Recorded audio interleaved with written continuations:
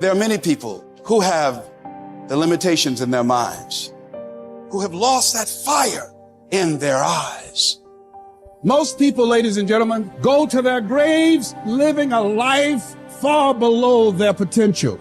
And the question is, if you died today, what ideas, what dreams, what talents, what gifts will die with you? You have the ability to do more than you can ever begin to imagine. It's what you create. It's the habit of what you put in your head.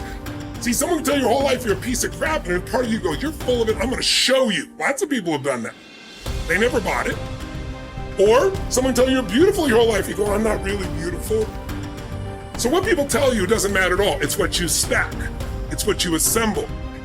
You need to believe and know that you're one decision, one relationship, one meeting, one book, one thought, one something away from a completely different life.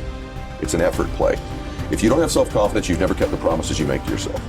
Check that box. If you have self-confidence, you've started to keep the promises you make to yourself. So if I'm gonna get up and I'm gonna work out, I'm gonna do 10 reps in the gym, I do one more. If I'm gonna do 45 minutes on the treadmill, I do one more. If I'm gonna make 10 contacts in a day, I do that and one more.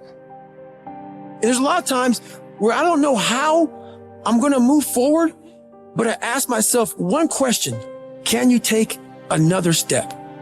And that answer is always yes.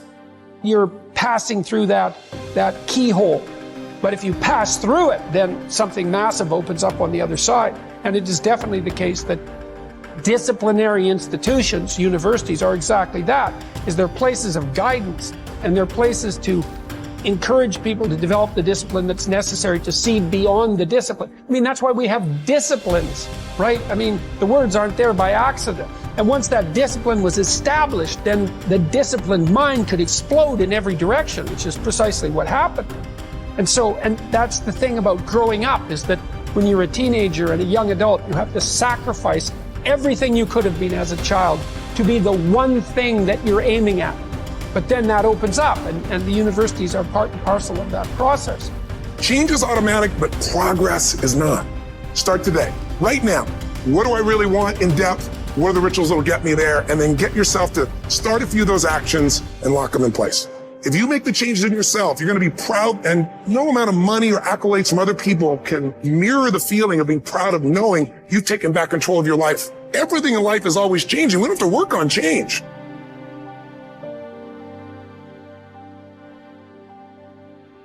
The major key to the good life.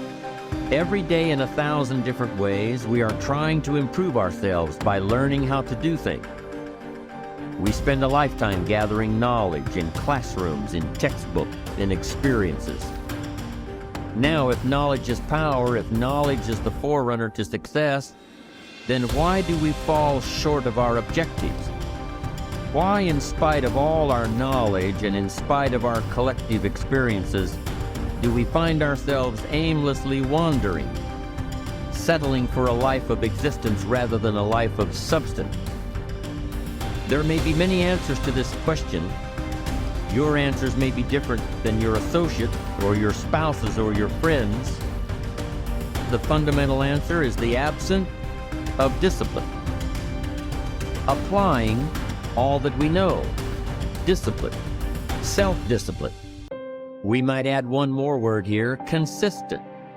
Consistent self-discipline. It doesn't really matter how smart you are or how much you know if you don't use it.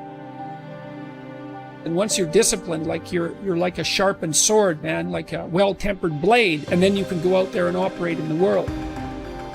The reason that discipline is necessary is because you're a mass of competing short-term interests. And so the question is then, well, which short-term interests should win out? And the answer to that is none of them. They need to be organized into a hierarchy that makes them functional across time and across individuals.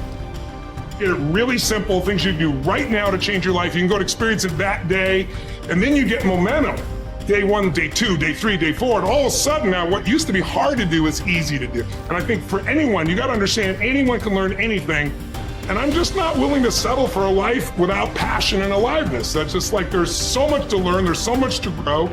And then my view is, what's next is always better. If I make it so, it's my job to make it so. And I think that's how we have to navigate. But most of us have been conditioned not to take a risk. And once you peel the crust, peel that crust away and see who you really are, you open your mind to a whole nother world. So I've opened my mind up to a whole nother world that most people can't even fathom because they haven't dug deep. So people think I'm crazy because I found a whole nother way of living. I think they're crazy for never even trying to get to the other side of whatever's in front of them. So what drives me every day is finding more of myself. And being my best is a never-ending journey. It is said that the master swordsman Nakayama Hakudo would practice drawing his sword some 2,000 times a day. At the Hayashizaki Temple, in one marathon of endurance training, he was recorded drawing his sword 10,000 times in a single 24-hour period. We can imagine the sheer speed required to do this. And also the deliberateness to do so many reps in so little time. But why would he do such a thing at all? Because, as Octavian's teacher Arrius Didymus said, practice over a long time turns into second nature. We don't rise to the occasion, we fall to the level of our training. The samurai Musashi was once challenged by a warrior named Miyake Gunbei, a man who thought himself one of the best in the world. On his third attack, frustrated by his lack of success, Gunbei charged at Musashi in an aggressive lunge. Musashi, having prepared for this exact scenario countless times, replied, "That is not what you should do," then parried the blow with one sword and watched as the man gashed his own cheek against Musashi's other sword. How had he known? Practice. Chotan Siki Ren was Musashi's phrase. Training from morning to night. Oh, you've done that. Okay, do it some more. And after that, more. 1,000 days of training to develop. Musashi would write 10,000 days of training to polish. For a samurai, there was no such thing as pretty good. If a pretty good swordsman met a better fighter, he would die. It's like the Basketball Hall of Famer Bill Bradley's observation. When you are not practicing, refining, working, somewhere someone else is, and when you meet them, they will beat you or kill you. Gunbei was lucky enough to learn this lesson and live to tell about it. In fact, after Musashi treated the man's wound, Gunbei accepted that he was outmatched and became Musashi's student, training and practicing under him until he was no longer prone to the mistakes that come from such rashness. Look, this is not a drill. There is no greatness without practice. Lots of practice, repetitive practice, exhausting, bone-crunching, soul-crushing practice. And yet, what emerges from this practice is the opposite of those three feelings. Energy, strength, confidence. You deserve that. Yes, your body will burn, but that's the evidence. From that burning comes real heat you can apply to your craft, to your work, to your life. The cellist Pablo Casals practiced continually late into his life, even long after he was widely considered a master, because he believed he was still making progress. In fact, we might say that progress and practice are synonyms. You can't have the former without the latter. And the latter is worthless without the former. Drawing the sword from the scabbard, thrusting, blocking. To build up your stamina for those skills, you lift weights, you do conditioning. To put it all together, you spar. It's the same with music. You can jam with other talented musicians. You can put all those sessions together to learn new songs. But before all that, as Casals did, you can simply practice your scales in your bedroom for hours upon hours. What are those scales for you? You better know, and you better be doing them. No matter what you do, practice will make you better. Florence Nightingale wanted young nurses to understand that nursing was an art that required as hard a preparation as any painter or sculptor's work. Churchill spent many evenings practicing his impromptu performances.